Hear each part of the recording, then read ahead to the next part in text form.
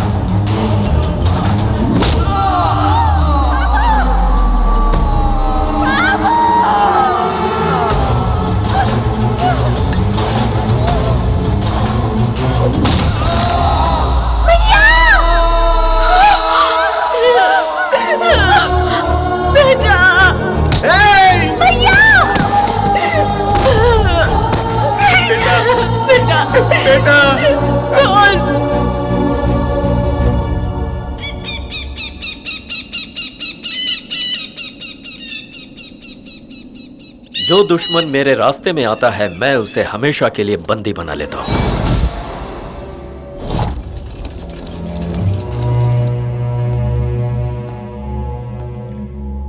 Doctor, कैसी condition है इसकी? सर पर मार ज्यादा लगी सर, लेकिन कोई खतरा नहीं है। सिर्फ 3 महीने की ट्रीटमेंट चाहिए इन्हें, फिर ये नॉर्मल हो जाएंगे। नहीं होना चाहिए, किसी भी हालत में ये नॉर्मल नहीं होना चाहिए।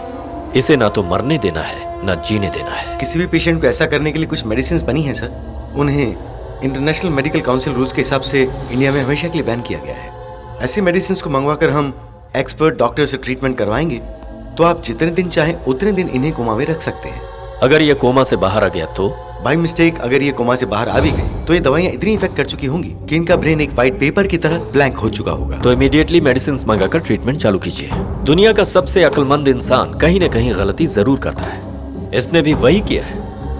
इस केस की इन्वेस्टिगेशन की सारी डिटेल्स की फाइल बनाकर इसने फायरवॉल के सिस्टम में लॉक कर दिया है, जिसे सिर्फ यही खोल सकता है।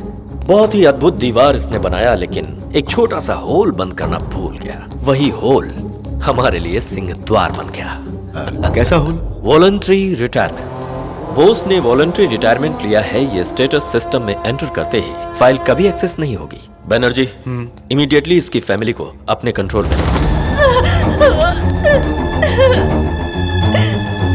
मैंने जो बोला अगर वो नहीं सुनोगे तो कोई जिंदा नहीं बचेगा, ना तू ना तेरी फैमिली। तुम नहीं चाहोगे ना मैं इसकी इज्जत के साथ खेलूं? ऐसे कुछ मत करो, हम तुम्हारी बात मानने को तैयार हैं। प्रसाद, हमारी कोई भी चाल अननेचुरल ना लगे। पब्लिक की आंखों में धूल झोंकने के लिए उस पर ड्रंक एंड ड्राइव का केस बनाओ। इस तरह से मैंने तुम्हें एक जिंदा लाश बनाकर रख दिया था, लेकिन मेरी बदनसीबी कि कोमा में रहते हुए तुम्हारी एक दिन सांसें रुक गई। He is dead! नो! ऐसा नहीं होना चाहिए।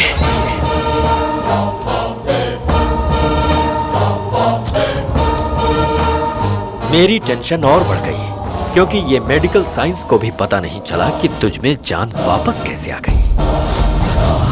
फिर मेरे सारे टेंशन दूर हो गए और तब मैंने स्टार्ट किया नया गेम, और उस गेम को मैंने नाम दिया ऑपरेशन गॉडसे। होश में आने के बाद तू जिस दुनिया में जी रहा था वो मेरी ही बनाई हुई दुनिया थी। जिन लोगों से तू मिल रहा था वो सब तेरे लिए अनजान थे। मैंने तेरे आसपास इतना कंफ्यूजन पैदा कर दिया कि कौन तेरी माँ है और कौन तेरा बाप, तू समझ ही नहीं पाया।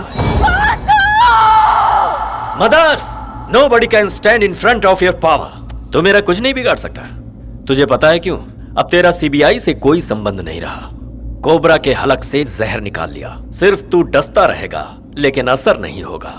अबे, बिजली गिरने के बाद बादल की गड़गड़ाहट भी हम लोगों को 1 सेकंड लेट सुनाई देती है। दहकते हुए इस जलते हुए सूरज को भी 1 घंटे का ग्रहण लगता है।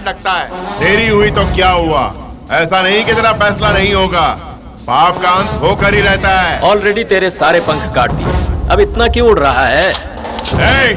मेरा टेम्परेचर इतना है कि तेरा डीएनए टेस्ट करने के लिए मुट्ठी भर राख भी नहीं मिलेगी। तुझसे गलती हो गई कि तूने मेरा नाम गॉडसे रखा।